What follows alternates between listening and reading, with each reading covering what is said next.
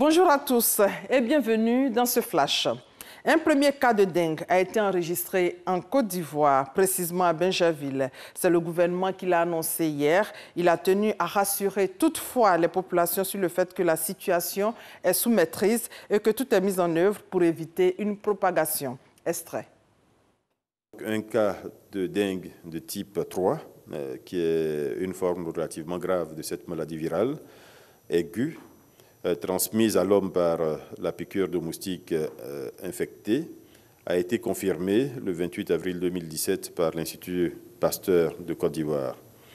Suite à la notification de ce cas, conformément au protocole existant à l'OMS, des recherches actives d'éventuelles autres infections ont été menées entre la date de la première infection et aujourd'hui. Ces recherches complémentaires ont permis d'identifier 17 nouveaux cas suspects, à ce stade suspects, pour lesquels des prélèvements sanguins ont été réalisés et acheminés à l'Institut Pasteur pour analyse. Les résultats sont en attente et les enquêtes épidémiologiques et entomologiques se poursuivent. Aussi, dans l'urgence, le Conseil a instruit le ministre de la Santé et de l'Hygiène publique, ainsi que l'ensemble des ministres concernés, à l'effet de prendre des mesures vigoureuses de prévention et de lutte contre la transmission du virus de la dengue. La principale méthode de lutte contre la transmission du virus de la dengue est antivectorielle. À cet effet, il sera procédé à la démoustication des sites abritant des gîtes lavaires ou susceptibles d'abriter des gîtes lavaires dans l'ensemble du district autonome d'Abidjan. Donc, tous les quartiers seront parcourus et que le gouvernement procédera à la démoustication. Nous espérons de cette façon mettre fin à cette maladie. Il est important d'informer la population, mais en même temps de rassurer la population sur le fait que, pour le moment, les choses semblent bien contenues et que tout est mis en œuvre surtout pour éviter une propagation de cette maladie à Abidjan et dans notre pays. Autre sujet abordé hier au cours du Conseil des ministres, c'est la question de l'emploi jeune.